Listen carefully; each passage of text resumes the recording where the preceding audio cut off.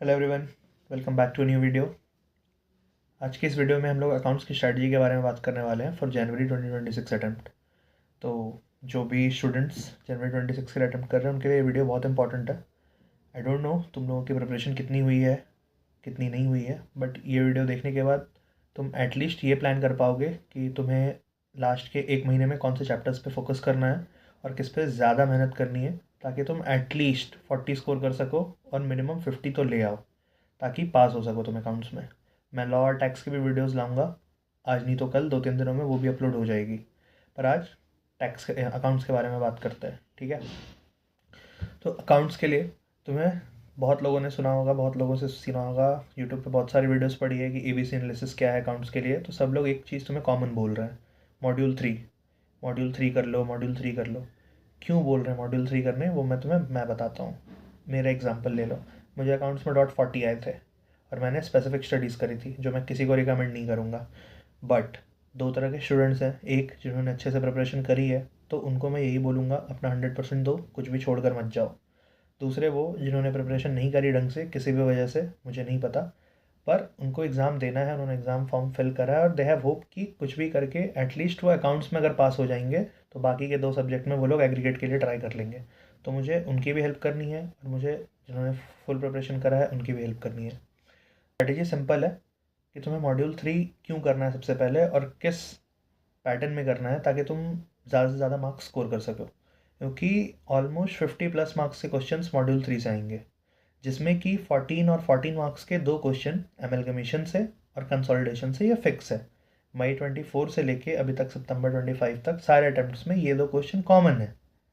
तो 28 मार्क्स तुम्हारे यहीं पे हैं।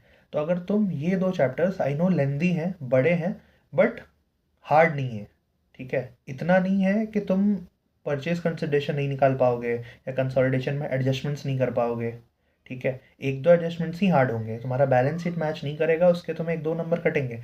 पर तुम लोगों को फोकस करना है स्टेप मार्किंग पे, परचेज कंसिडरेशन निकालना है, नॉर्मल सारे एडजस्टमेंट सही करने हैं ताकि तुम्हें स्टेप्स मिले। तो ये 2 चैप्टर्स सबसे पहले करो, क्योंकि इनमें ज़्यादा टाइम लगेगा और इनके क्वेश्चन फिक्स हैं।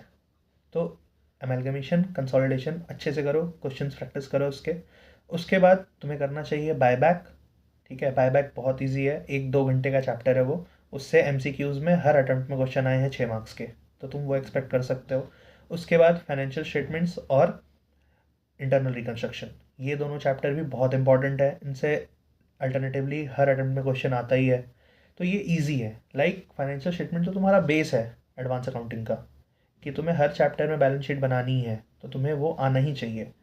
तो फाइनेंशियल स्टेटमेंट्स और इंटरनल रिकन्स्ट्रक्शन, ये करने के बाद तुम्हें कैश फ्लो और इन्वेस्टमेंट करना चाहिए, क्योंकि कैश फ्लो हर अटेम्प्ट में रिपीट होता है, इन्वेस्टमेंट भी अल्टरनेट अटेम्प्ट में रिपीट होता है, वो करो। उसके बाद मैं छोड़ने कुछ नहीं बोलता, बट अगर ब्रांच करने का तुम्हारे पास टाइम है तो तुम कर सकते हो, या फिर ब्रांच में भी स्पेसिफिक फॉरेन ब्रांच कर लो, पूरा नहीं करना है तो ये है मॉड्यूल 3 का पूरा स्ट्रैटेजी, कि तुम्हें इस सीक्वेंस में मॉड्यूल 3 करना चाहिए। तुम्हारे पास एक महीने का टाइम है। अगर तुमने मॉड्यूल 3 के ये 6 चैप्टर भी कर लिया ना, तो तुम एटलीस्ट 50 मार्क्स के क्वेश्चन अटैम्प्ट कर पाओगे। एमसीक्यू में तुक्का लगे, या तो जो तुम सॉल्व कर पाओ, या फिर जो एएस तुमने पढ़ रखे हैं उनमें से क्वेश्चन आ जाए, चांसेस हर चीज़ का 50-50 है। और अब जैसे मॉड्यूल 3 हो गया तुम्हारा, इतना तुमने कर लिया, उसके बाद तुम्हारे पास जो भी टाइम है एएस पे ध्यान दो। और एएस पे भी इंपॉर्टेंट एएस कौन है तुम्हारे अटेम्प्ट के लिए वो मैटर नहीं करेगा, इट्स ऑल प्योर लक, ठीक है। तुम कितना भी गेस कर लो। तो तुम अपने साइड से ये कर सकते हो जो मैंने करा था, कि जो इंपॉर्टेंट एएस है प्रैक्टिकल वाले, उनको तो करके ही जाऊँ, और थ्योरी में जो छोटे छोटे हैं उनको कर लो। प्रैक्टिकल में इंपॉर्टेंट क्या है जिससे हर अटेम्प्ट में क्वेश्चन आते हैं, AS2, AS10, AS12, AS16, AS17, AS18, AS20, AS22, ये हैं सारे इंपॉर्टेंट अकाउंटिंग स्टैंडर्ड्स।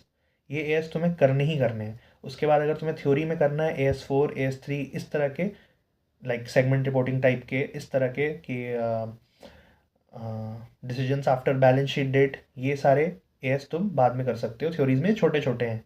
और एएस तुम्हें करने का बेस्ट वीडियो जो है नितिन सर का, नितिन गोयल सर, PW के, उनका मैराथन का लिंक मैं अपने वीडियो के डिस्क्रिप्शन में डाल दूंगा। तुम वहाँ से एएस कर लो और तुम्हें कहीं भी कुछ भी देखने की ज़रूरत नहीं पड़ेगी। तुम अगर फर्स्ट टाइम भी एएस पढ़ रहे होगे ना, तो उनके मैराथन से तुम्हें एक बार में ही समझ आ जाएगा। और वो, उनकी मैराथन की बात यह है कि वो एएस के साथ साथ उसके क्वेश्चंस भी करवाते हैं, तो तुम्हें साथ साथ मॉड्यूल के क्वेश्चन की प्रैक्टिस भी हो जाएगी। तो तुमने एएस की वीडियो 2-3 बार भी देख ली, 8-10 घंटे की वीडियो, तो वो वेल इनफ है, तुम क्वेश्चंस कर पाओगे।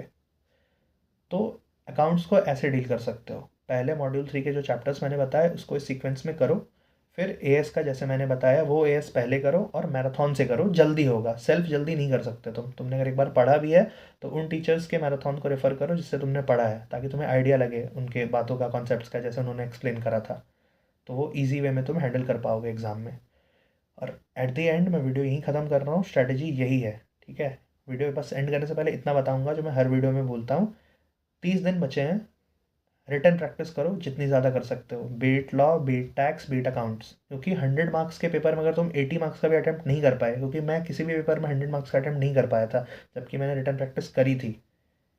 मैं 80-90 मैक्स मैंने 90 अटैम्प्ट करा है ग्रुप 1 में, और मैंने ग्रुप 1 क्लियर किया है सितंबर 24 में। इसलिए मैं अपने एक्सपीरियंस से बता सकता हूँ कि राइटिंग स्पीड फास्ट रखो, कैलकुलेशन स्पीड फास्ट रखो, अभी से प्रैक्टिस करो। अभी 30 दिन में अगर तुम अपना राइटिंग प्रैक्टिस पे ध्यान दोगे तो तुम बहुत फार जा सकते हो, एग्ज़ाम में तुम 90 का अटैम्प्ट कर सकते हो बेयर मिनिमम। तुम अगर ये थॉट प्रोसेस से जाओगे कि मैं 60 अटैम्प्ट करूँ और मुझे 40 आ जाए, तो वो नहीं होगा। वो स्पेसिफिक स्टडीज़ काम नहीं आती है हर अटैम्प्ट में या हर सब्जेक्ट में। It's your luck. अगर तुम अकाउंट्स में 50 का सोच कर जा रहे हो तो उसके लिए तुम्हें 80 से 90 का अप्रोच करना पड़ेगा। फिर तुम लॉ और टैक्स, जो तुम्हारा स्ट्रॉन्ग सब्जेक्ट हो सकता है, हर इंसान का एक स्ट्रॉन्ग सब्जेक्ट होता है जिसमें वो एक्स्ट्रा स्कोर कर सकता है, तो उससे तुम एग्रीगेट पे ध्यान दे सकते हो। मेरे केस में लॉ था, मुझे लॉ में 59 आए थे। कैसे आए थे वो सारी चीज़ें मैं बता दूंगा अगली वीडियो में। नेक्स्ट वीडियो लॉ की ही आएगी, लॉ में कैसे आंसर्स लिखते हैं, क्योंकि उसमें ही बच्चों के सबसे ज़्यादा कम नंबर आते हैं। और पिछला अटेम्प्ट तुम्हें याद ही होगा, September 25, hardest paper of law, lengthiest paper for me I guess, जितना मैंने देखा। तो लॉ को कैसे टैकल करना है उसकी वीडियो अगले, नेक्स्ट वीडियो उसी की होगी। तो अकाउंट्स के लिए यही है, मॉड्यूल 3 पे ध्यान दो, जो चैप्टर के सीक्वेंस मैंने बताए हैं उसको पहले करो, एएस का सीक्वेंस जो बताया है उसको पहले करो, एएस मैराथन से करो। वीडियो की लिंक डिस्क्रिप्शन में डाल दी होगी मैंने, तो वहाँ से चेक कर लेना। और कोई डाउट या क्वेरी हो तो मेरे इंस्टाग्राम हैंडल्स और लिंक्डइन हैंडल्स हैं डिस्क्रिप्शन में, तुम वहाँ से मुझे फॉलो कर सकते हो, कमेंट कर सकते हो। मैं जहाँ से भी जो हेल्प कर सकता हूँ मैं करने की पूरी कोशिश करूँगा। चलो वीडियो यहीं एंड कर रहा हूँ मैं, मिलता है अगली वीडियो में लॉ की स्ट्रेटजी के साथ। Bye bye, all the best.